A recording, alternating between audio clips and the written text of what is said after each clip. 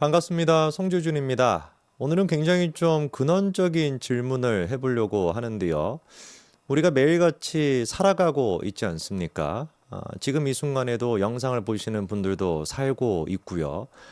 그런데 이렇게 우리가 살아가다 보면은 일상이라고 하는 뭐 수많은 스트레스 요소로 인해 가지고 묻혀버리게 되는, 감히 이제 우리가 질문조차 하지 못하게 되는 굉장히 좀 근원적인 질문 한 가지가 있습니다. 그거는 바로 왜 사는가라는 질문인데요. 이거는 이제 뭐 삶에 대한 목적성이라고도 얘기할 수 있겠죠, 그렇죠? 왜 우리가 살아야 되는가라고 하는 질문, Why와 관련돼 있는 이 질문인데, 저는 이 질문이 지금 이 시기에 굉장히 중요하다라고 보고, 저조차 살아있는 그리고 또 영상을 보고 계시는 분들도 살아계시지 않습니까? 살아있는 사람이라고 한다면 모두가 다 해야 되는 질문이라고 봅니다. 그러면 왜 사는가에 대한 답은 있는가? Y에 대한 그 답변은 무엇인가? 저한테는 간단한 것 같습니다. 죽기 때문이다. 오늘 제가 영상을 통해서 얘기해보고자 하는 것이 바로 그겁니다. 우리는 왜 살아야 되는가? 그거에 대한 답은 나는 죽기 때문이다 라는 거거든요. 이 죽음이라고 하는 것은 저한테 굉장히 좀 여러 가지로 큰 의미가 있는 단어입니다.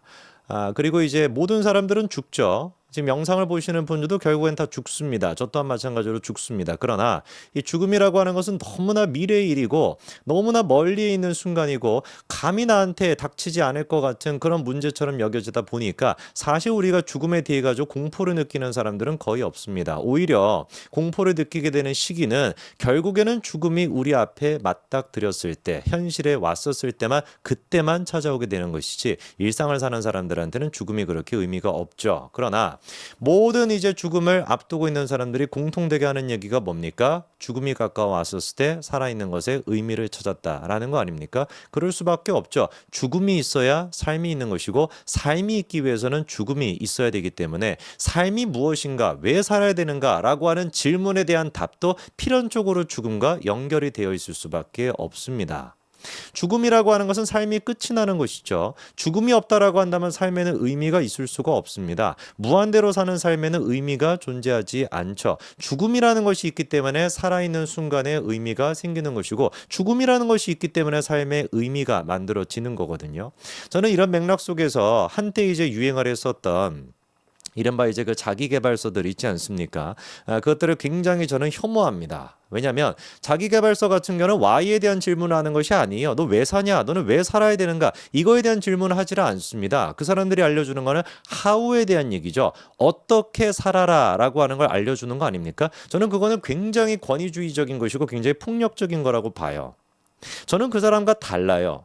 그렇지 않습니까? 그 자기계발서를 쓴 사람이 성공한 방식은 그 사람만의 방식입니다. 내가 그 사람이랑 같은 점을 찾는 거가 아마 한두 가지도 안 될걸요?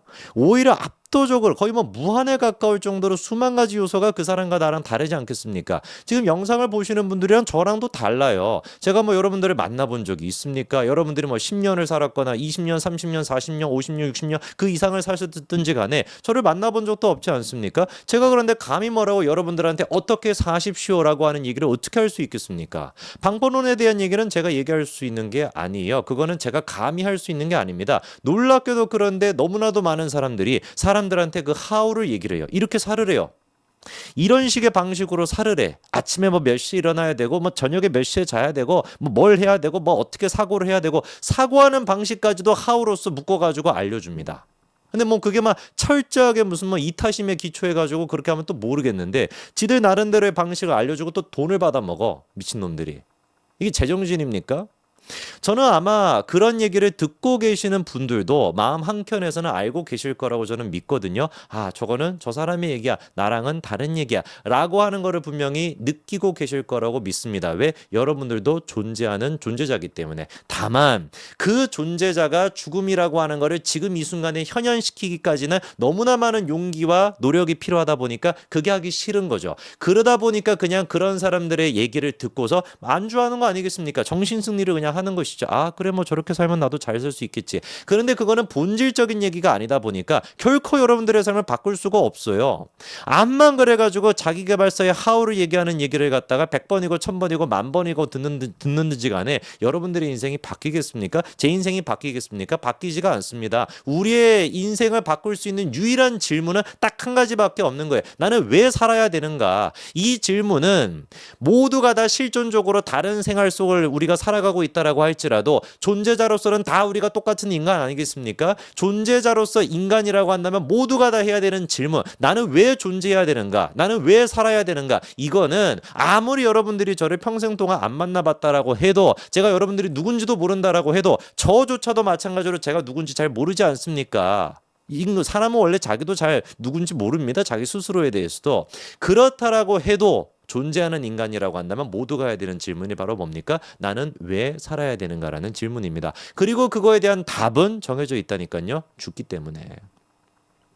죽는다라고 하는 사실을 우리가 인식해야 됩니다.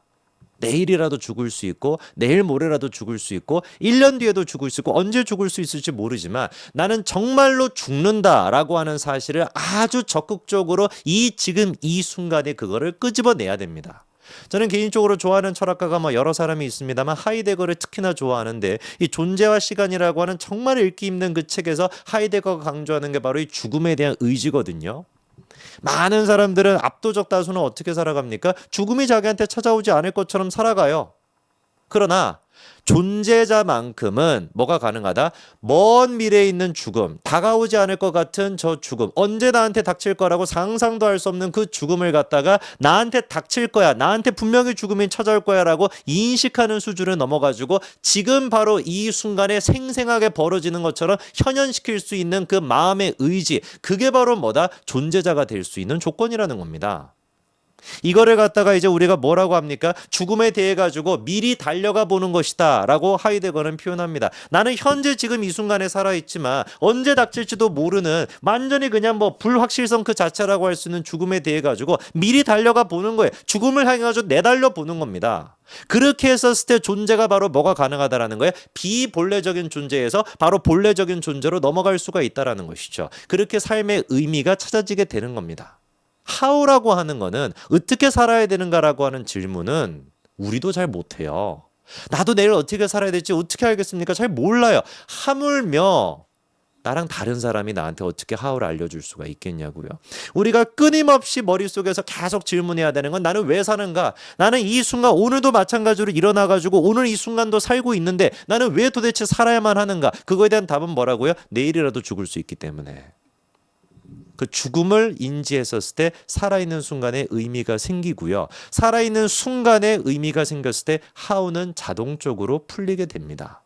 방법은 알아서 만들어지는 것이지 내가 의지를 가지고 막 방법을 하기보다도 나는 존재의 의미를 확보하고 나는 왜 살아가야 되는가 라고 하는 거에 대한 질문에 대한 답을 명확하게 마음속에서 인식을 할 수 있으면 How는 저는 자연스럽게 풀려나간다라고 봅니다. 기독교의 인물 중에 사도 바울이라고 하는 사람이 있죠. 폴이라고 하지 않습니까? 영어로. 이 사도 바울이 했던 유명한 얘기가 있죠. 나는 날마다 죽노라. 교회적인 맥락 이런 거를 다 떠나가지고 저는 제 스스로도 매일같이 다짐하는 얘기가 그겁니다. 나는 날마다 죽노라. 침대에 들어갈 때 무덤 속에 들어가는 것처럼 들어갑니다. 하루가 끝이 나는 게 아니라 내 삶이 끝난 것처럼. 아침에 일어났었을 때 무덤에서 깨어나는 것처럼 깨어납니다. 새로운 삶을 받은 것처럼. 하루살이 같은 인생이죠. 날마다 죽는 그런 인생인 것이죠. 바로 그렇게 죽음을 지금 이 순간에 체험할 수 있었을 때 우리의 순간에 의미가 생기고, 그 순간은 이제 어떻게 되는 겁니까? 하이데거식으로 표현하게 된다면 세상적인 시간이 존재적인 시간이 되는 것이고, 불교적으로 표현한다라고 한다면 순간이 바로 찰나의 순간이 되는 겁니다. 순간이 찰나가 되게 된다면 1분은 영원과도 같은 의미를 갖게 되는 거예요. 존재적 시간은 세상적인 시간이 아니기 때문에 1분이라고 하는 그 세상적인 시간이 존재적인 시간에서는 영원과도 같은 의미를 가질 수가 있는 겁니다. 그게 우리한테 필요한 거 아닐까요? 하루를 영원과도 같이, 1분을 영원과도 같이, 매 순간순간이 의미가 있게끔. 그런 것은 정말로 힘들어, 어떻게 그런 걸 할 수 있어 라고 생각하실 수도 있지만 딱 한 가지 질문만 해보면 됩니다. 나는 오늘 이 순간 왜 살아야 되는가? 나는 도대체 오늘 왜 살아야만 하는가? 거기에 대한 답은 정해져 있습니다. 뭐다?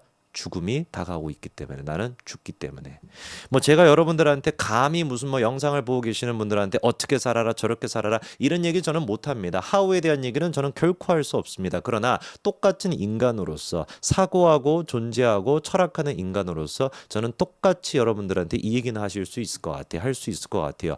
우리는 왜 살아야 되는가? 이것만큼은 질문해야 된다. 그리고 그 답은 뭐다? 나는 죽기 때문에. 죽음을 체험해 보십시오. 죽어야 사는 것이고 살기 위해서 죽어야 되는 겁니다. 여기까지 말씀드리겠습니다. 감사합니다.